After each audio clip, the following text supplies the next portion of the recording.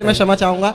और मैं एक मुस्लिम धर्म से हूँ और मैं ये पूछना चाहता हूँ, मैं सनातन में आ तो गया हूँ पर मैं ये पूछना चाहता आप मुस्लिम हैं? हाँ। क्या नाम था आपका मेरा पहले? पहले जावेद नाम था, जावेद। काफ़ी लोग जानते भी होंगे। तो आपने हिंदू धर्म अपना लिया? हाँ हाँ, क्योंकि सबसे पहले मैं एक बात कहना चाहूँगा, क्योंकि काफ़ी लोग मुझसे कहते हैं कि तुम हिंदू बने हो।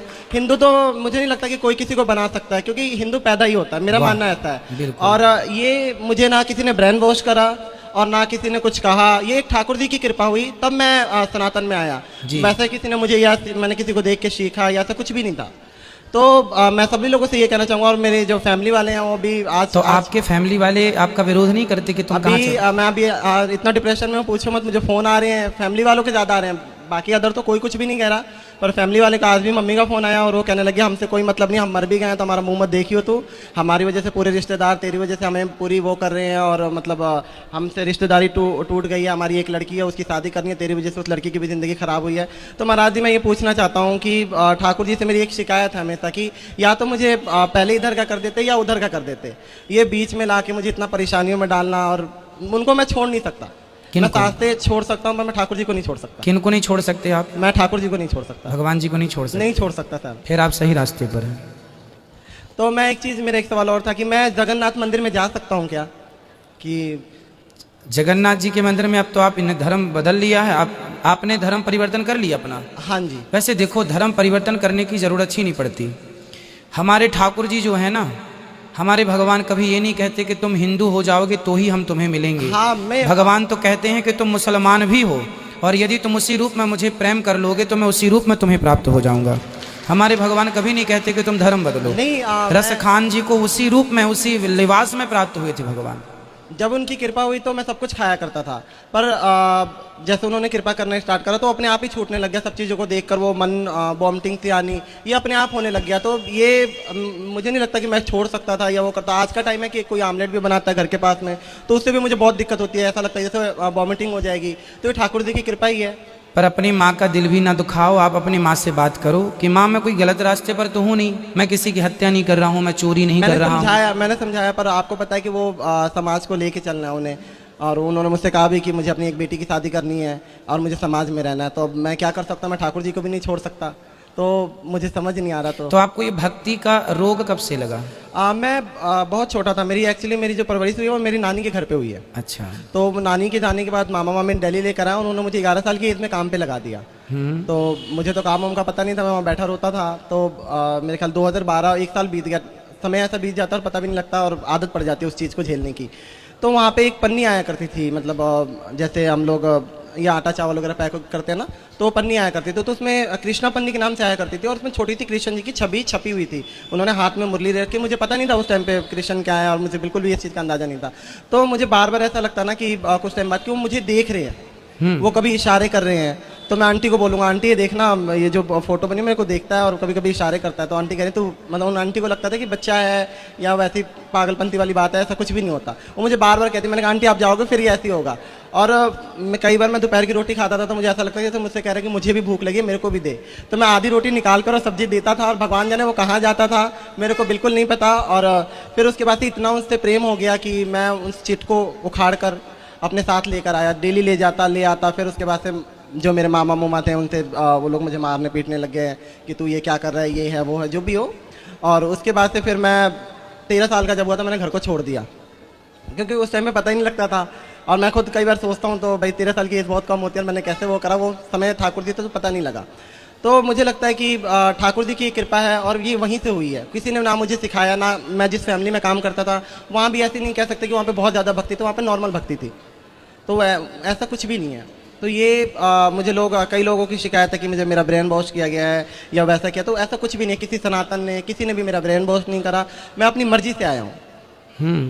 और मुझे उसमें भी कोई दिक्कत नहीं थी कि मैं दोनों को लेके चला था, पर लोगों ने मुझे इतना परेशान कर दिया तो मैंने वो धोबी का कुत्ता घर का ना घाट का, वो वाली सिस्टम हो गया था। मैंने कहा फिर सनातन में आ जाऊँगा, क्योंकि मैं कान्हा जी को नहीं छोड़ सकता। तो अभी कहाँ रहते हैं आप? अभी मैं दिल्ली में रहता हूँ और ठाकुर जी की थोड़ी दया हुई तो ब्रजवास कर लूँगा बहुत जल्द, और आपका आशीर्वाद रहा तो गुरु जी। बिल्कुल ठीक है। सनातन धर्म में और मुस्लिम धर्म में क्या अंतर लगा आपको? आप तो मुसलमान में जन्म लिए हैं और सनातन को फॉलो कर रहे हैं, ये बताइए दोनों में क्या अंतर? ये लोग लड़ते क्यों हैं धर्म को लेके? मुझे तो ये पता नहीं, क्योंकि मैंने इतनी उन चीज़ों में पढ़ाई नहीं कर रखी। सनातन मुझे ऐसा लगा कि सनातन एक शांत धर्म है, जहाँ मन को शांति मिलती है और किसी के लिए मतलब किसी जानवर को काटना पीटना नहीं होता। तो सनातन इसलिए भी बहुत ही अच्छा है, क्योंकि हम किसी का जान लेकर अपना त्यौहार वगैरह नहीं मनाते। जी, जैसे कि होली हो गई, दिवाली हो गई, तो कभी भी ऐसा नहीं होता कि किसी हमारे यहाँ दीपक जला करके त्योहार दीपक मनाते हैं। जलाकर और मिठाइयों के साथ। तो ये बहुत अच्छा है और अच्छा लगा सनातन बहुत। और अब भी मैं सनातन में ही हूँ, तो मैं अपने आप को सनातन ही मानता हूँ। बिल्कुल, आप पूर्ण सनातनी हैं। इस धरती पे प्रत्येक जीव सनातन ही है मेरे भाई। रास्ता भटक गए हैं लोग, बस ये समझो, रास्ता भटक गए हैं लोग। किसी धर्म में किसी की हत्या करना जायज नहीं है। आपको क्या लगता है, किसी की हत्या करना सही है? नहीं, ये तो बिल्कुल गलत बात है, क्योंकि धर्म को अगर वैसे भी लेके चलें तो धर्म को ना के लेकर भी चले तो लोग एक्चुअली बहुत सनातन जो लोग खाते हैं उनसे भी मेरा वो चाहे जो भी खाए वो, क्योंकि जान सबके अंदर होता है। मैं पहले छोटा था तो मैं जाया करता था मुर्गे की शॉप पे, तो वहाँ एक मुर्गा इतना तड़पता है कि उसको देखकर अब जब देखता हूँ तो मुझे ऐसा लगता है कि भाई क्या हो रहा है ये उसके साथ।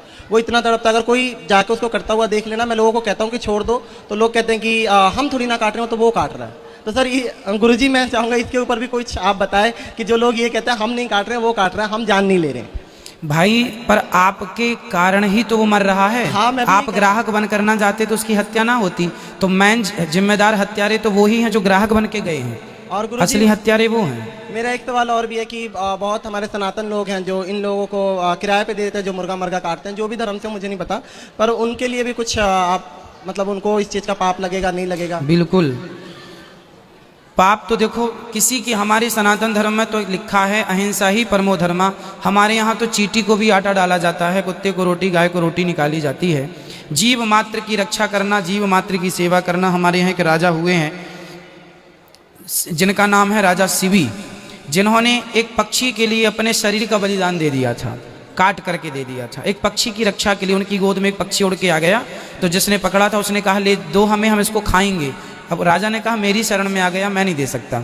तो ये वो धर्म है सनातन धर्म, जहाँ एक पक्षी की रक्षा के लिए एक बहुत बड़ा राजा अपने आप का बलिदान देता है। अंत में भगवान प्रसन्न हो गए कि धन्य हो राजा, आपके अंदर जितनी दया है, इस दया से हम स्वयं बिक गए आपसे। और महाराज जी एक सवाल मेरा और भी है कि बहुत सारे डाउट है कि मैं संकीर्तन करता हूँ। एक्चुअली क्या करते हैं? मैं संकीर्तन ही करता हूँ। क्या गाते हैं आप?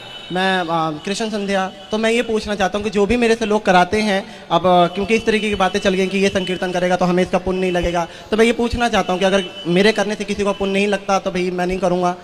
नहीं, आपका जो पुण्य है वो आपके पास है। आप जो भी पुण्य करेंगे, आप जो भी पुण्य करेंगे, जो भी अच्छा कार्य करेंगे, उसका फल आपको निश्चित मिलेगा, उसका कहीं नहीं गया। मैं अच्छा करूंगा मुझे मिलेगा, ये अच्छा नहीं, महाराज जी मैं ये पूछना चाह रहा हूँ कि जो मेरे से करवाते हैं उन लोगों को। अब जैसे वृंदावन में बहुत सारे मंदिर हैं, हाँ। उन मंदिरों में कीर्तन के लिए लोग बुलाते हैं कि आप आके 2 घंटे कीर्तन करो, आप भी करो, तो आप कीर्तन कर सकते हैं। वो तो वहाँ की नियमावली है, कीर्तन करना है, कर सकते हैं, कोई दिक्कत नहीं है। आप अपनी माँ को, अपने पिताजी को समझाइएगा कि वो परेशान ना हो, आप सही जगह हैं। सनातन धर्म मीन्स आप खुद कह रहे हैं कि शांति का अनुभव है। पूरी दुनिया आज नहीं कल इसी शांति की ओर बढ़ेगी जिस शांति की ओर आप आज बढ़ गए हैं। ठीक है, और कोई सवाल आपका? नहीं गुरुजी, मैं एक छोटा सा भजन आपके दरबार के लिए गाना हाँ चाहूँगा। हाँ, गाइए। मुरारी में रहमत के सदके तुम्हारी, मुरारी में रहमत के सदके तुम्हारी, जो चरणों में ये सर झुकाना मिला है, बड़े भाग्यशाली है वो तेरे बंदे जिन्हें आप सा आशियाना मिला है। महाराज जी मैं कहना चाहूँगा कि जितने भी लोग हैं वो बड़े भाग्यशाली हैं जो इस कथा पंडाल में बैठे हैं, और हर सवाल का मुझे आज लगा कि कुछ जवाब मुझे मिला जो मैं खुद तलाश रहा था। तो इसके लिए मैं बहुत बहुत आपका धन्यवाद करना चाहूँगा। राधे राधे, जय श्री कृष्णा सभी को। खुश रहिए, भगवान आपको सदा सुखी और स्वस्थ रखे, प्रसन्न।